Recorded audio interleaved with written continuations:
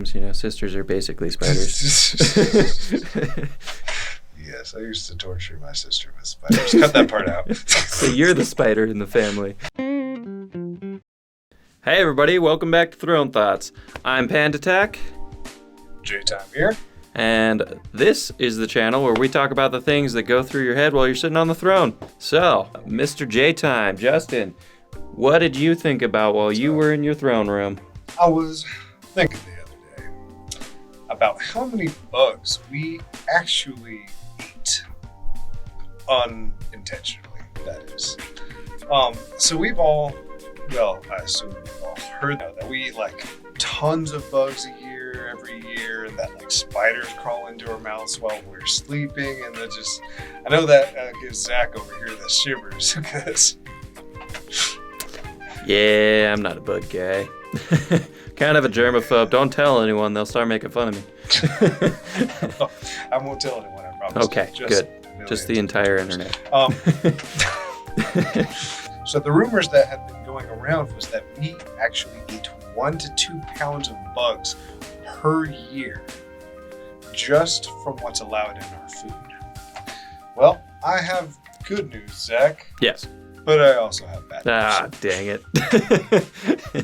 So the case has actually been reevaluated just last year, through 2020. I guess they didn't have anything better to do in their hands on lockdown. All right. So a bunch of studies were done, and they calculated that we consume about only 1/4 of a pound of bugs per year through our food. That's not as bad. I mean, yes, it is not as bad, but it is still 1/4 pound of bugs in your food. If you're an American or somewhere else with regulated food, like an FDA or something. That is the maximum allowable bugs in your food. Yeah, fun stuff. But I do have a little bit more good news, actually. Yay. That whole rumor that we actually swallow spiders in our sleep because they crawl into our mouth to drink water, yeah, that's actually not true at all.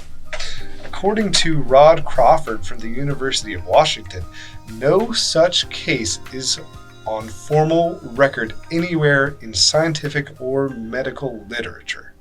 So it has literally not been documented at all that actually happens.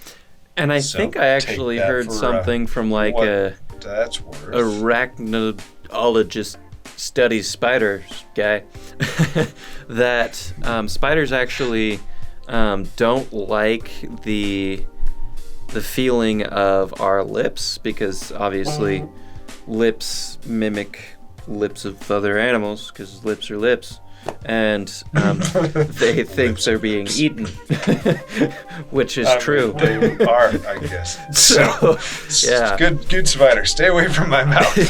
Yeah, get out of here. Well, actually, there was this one time that a daddy long-leg fell from the ceiling onto my face while I was sleeping, and like I thought it was like just like a hair or something, because spiders are like way light, like in proportion to the size of their body, but like it fell from the ceiling onto my face, so I actually like felt it, and it felt like a hair, just like a normal hair on my nose or something, and I go to like swat it out of the way, and then there's just this large mass as my hand sweeps past my face, and I'm like, what the flip is that? I like jump up and turn on the light, and like there's this daddy long leg walking across my bed, and I'm like, no.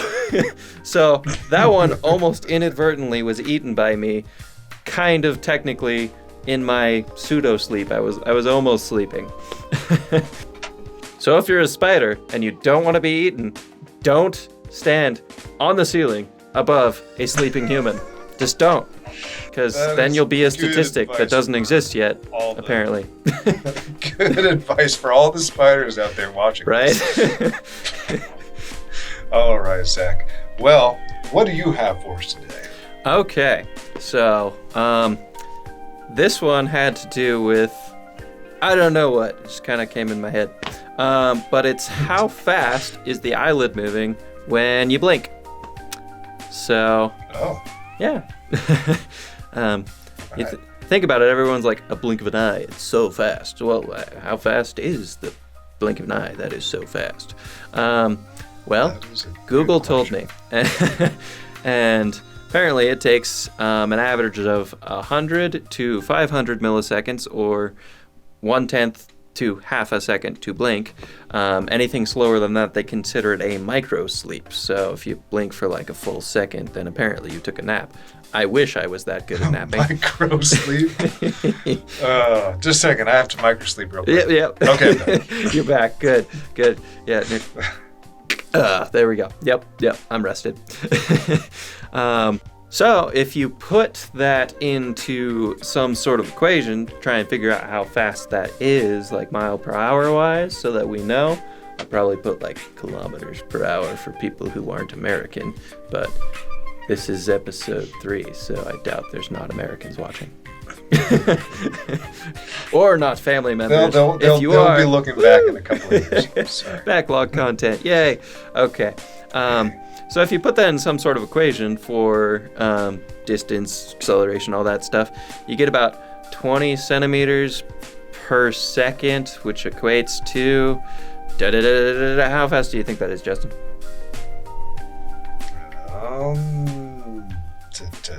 Don't worry, you're going to be wrong. Yes, I'm gonna say 50 miles an hour. Well then. Okay. Guess what the actual number is? Half a mile an hour. Yep. Half a mile an hour? Yep, it is. It's not that fast. So apparently when someone says it was as fast as a blink of an eye, guess what? That's incredibly slow. It would actually... Half of a mile an hour. If you chose your mode of transportation to be blinking, which would probably hurt your eyelids a lot, it would take you a full 2 hours to go a mile. So, yeah. Yeah, the next time somebody's like, it was in the blink of an eye, just slap them in the face and be like, you didn't blink fast enough, I guess, because... I was pretty slow. Even though it is slow, that is my new favorite form of transportation. Insert clip if I can find one. Probably not, but there might be a cartoon clip. Probably not, but good luck. We'll see. Okay, turns out there was or wasn't a clip. We'll see. Yeah. Okay, Mr. JTHYME, Justin, what do you got for us? Do you got anything else for us? I do. So, another weather-related topic that actually also happened to me the other day, different days, but I was standing outside, and this huge gust of wind, not a gust, it was like out of nowhere, the wind just hit us extremely hard. Like, from all directions, it felt like. I couldn't tell which way it was coming from. And first I was like, is this a tornado? I am in Kansas after all. But it turns out it wasn't a tornado. It was this thing called a microburst. Do you have any idea what a microburst is, Zach? No clue. I mean, I'm familiar with I'll save that for another video. Tune in. Subscribe. Do that thing or whatever. Yes. do that thing. But basically a cloud fell on me. Huh. Okay, then. So a microburst, yes. A microburst is basically when moist air meets really dry air. The dry air absorbs, a bunch of the moisture from that moist air.